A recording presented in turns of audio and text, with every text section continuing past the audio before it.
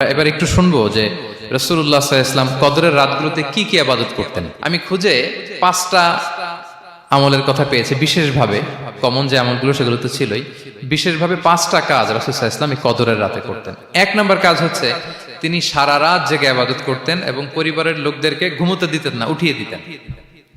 বছরের অন্য কোনো সময়ে সারা রাত জেগে ইবাদত করার কোনো নজির রাসূল সাল্লাল্লাহু আলাইহি ওয়াসাল্লামের জীবনে ছিল না। সব রাতে ঘুমাতেন।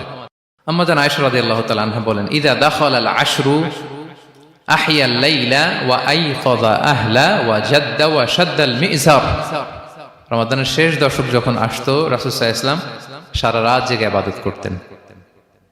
পরিবারের সদস্যদেরকে জাগিয়ে তুলতেন, স্ত্রীদের ঘুমাতে দিতেন না, জাগিয়ে তুলতেন। ফাতেমা রাদিয়াল্লাহু তাআলা আনহার ঘর পাশেই ছিল, তাদেরকে যে জাগাতেন এবং নিজে সারা রাত ইবাদত করতেনই।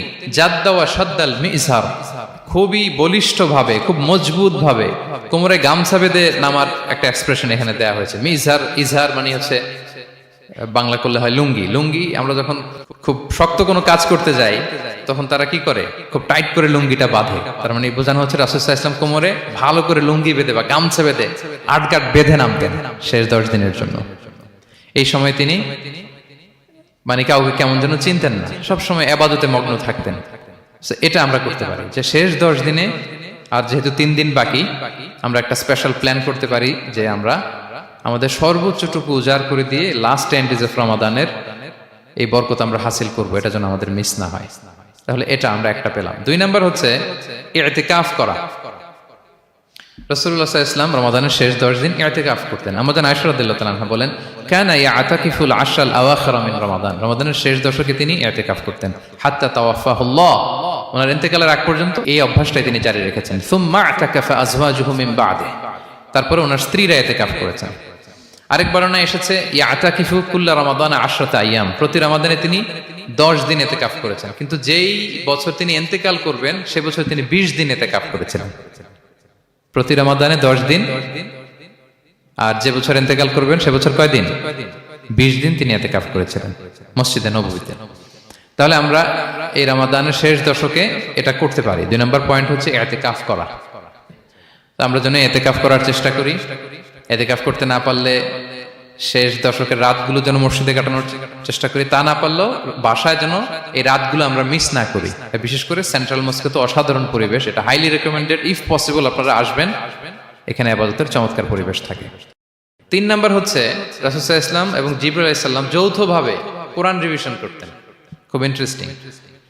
সারা বছর যেটা নাজিল হতো রমাদানে জিবরাইল আলাইহিস সালাম রাসূল সাল্লাল্লাহু আলাইহি ওয়াসাল্লামকে শোনাতেন, রাসূল সাল্লাল্লাহু আলাইহি ওয়াসাল্লাম আবার জিবরাইল আলাইহিস সালামকে শোনাতেন। সহিহ বুখারীর বর্ণনা, কানা জিবরিলু ইয়ালকাহু ফি কুল্লি লাইলাতিন মিন রমাদান ফায়ুদারিসুহুল কুরআন। প্রতি রমাদানের প্রতি রাতে এসে রাসূল সাল্লাল্লাহু আলাইহি ওয়াসাল্লামের সাথে কোরআন মুদারাসা করতেন। সহিহ মুসলিমের বর্ণনায়, আন্না জিবরিল কানা ইউআরিদুহু বিল কুরআন কুল্লা আমিন মাররা। প্রতি বছর রমাদানে একবার শোনাতেন বা শুনিয়েছেন। যে বছর তিনি ইন্তেকাল করবেন তিনি 2 বার শুনিয়েছিলেন। আরাদা ইউআরিদু মানে এটা ফ্রম বোথ সাইড।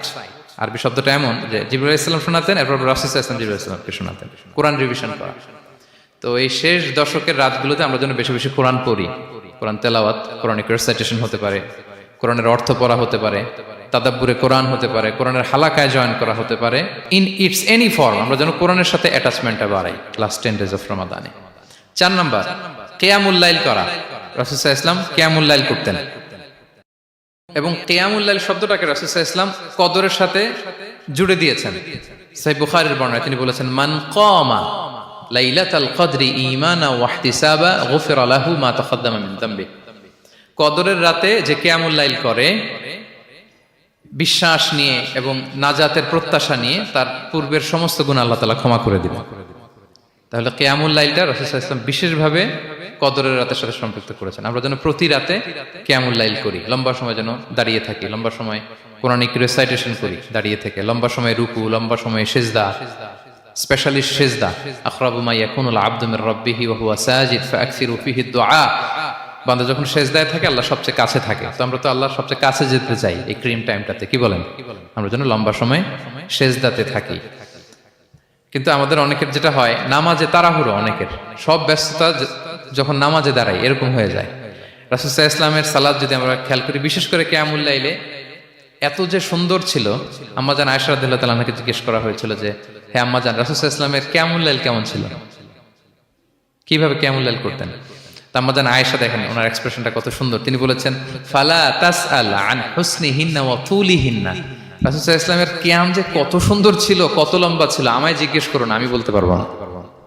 আমরা অনেক সময় যখন খুব বেশি চমৎকার কিছু হয় তো আমরা কি বলি, ভাই এত সুন্দর ছিল আমি বোঝাতে পারবো না, এরকম বলি না যে এত অসাধারণ আমি বলে বোঝাতে পারবো না। বাংলাতেও কিন্তু আমরা বলি এত চমৎকার বলে বোঝাতে পারবো না, শব্দের বুননে ভাষার বুননে আমি ফুটিয়ে তুলতে পারবো না।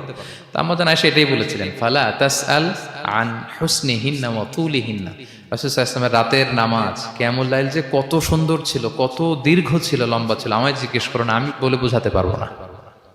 সুবহানাল্লাহি ওয়া বিহামদি। আমরা যেন লম্বা সময় কিয়ামুল লাইল করি।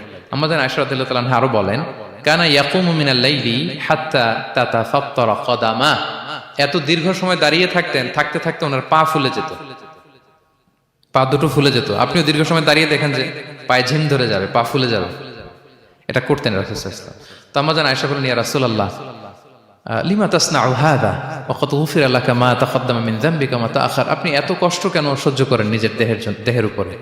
আপনার তো আগের পরের সব গুনাহ মাফ, আদত তো রাসূল সাল্লাল্লাহু আলাইহি ওয়াসাল্লামের গুনাহই নেই, তিনি নিষ্পাপ। এত কষ্ট কেন করেন? আপনার আগের পরের সবই তো মাফ করে দেয়া হয়েছে, কেন করেন?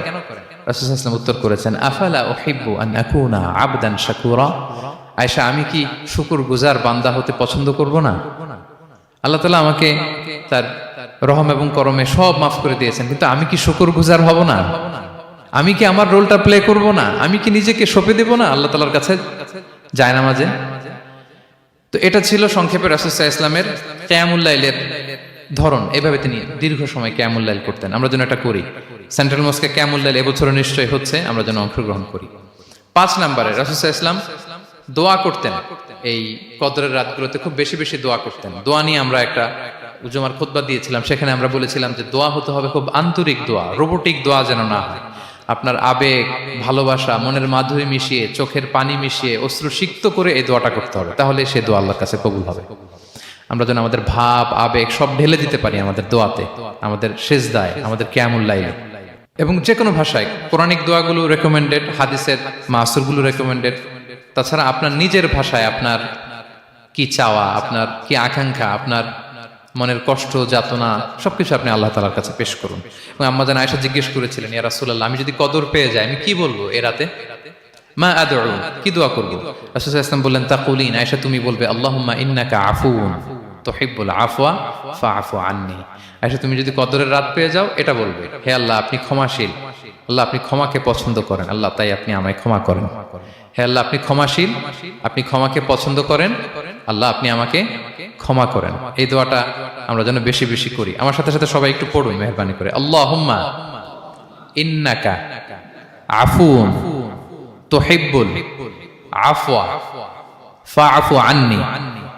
আল্লাহুম্মা ইন্নাকা আফুউন তুহিব্বুল আফওয়া ফাআফু আন্নী। হে আল্লাহ আপনি ক্ষমাশীল, আপনি ক্ষমা করাকে পছন্দ করেন, আল্লাহ আমাকে ক্ষমা করেন।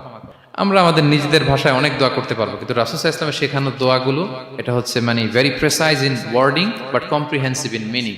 এটার অর্থ, এটার আবেদন এটা অনেক বেশি। আমি অনেক 10টা-20টা বাক্য বলে এত সুন্দর কথা মিলাতে পারবো না। রাসূল সাল্লাল্লাহু আলাইহি ওয়াসাল্লাম যেটা শিখিয়ে দিয়েছেন, আগে আল্লাহর প্রশংসা করলাম, আল্লাহ আপনি ক্ষমাশীল, আবারও প্রশংসা, আল্লাহ আপনি তো ক্ষমা করাকে পছন্দ করেন। যেটা আপনি পছন্দ করেন না ওইটা তো চাচ্ছি না, যেটা আপনার পছন্দ, যেটা আপনি করতে ভালোবাসেন, গাফিরিয যামবি ওয়া কাবিলিত তাওব, আপনি ক্ষমা করাকে পছন্দ করেন, তওবা কবুলকে আপনি পছন্দ করেন, তো সেটাই তো চাচ্ছি আপনার কাছে, আপনি আমার তওবা কবুল করুন, আল্লাহ আপনি আমাকে ক্ষমা করুন। সো এই দোয়াটা প্রত্যেক রাতে যেন আমরা বেশি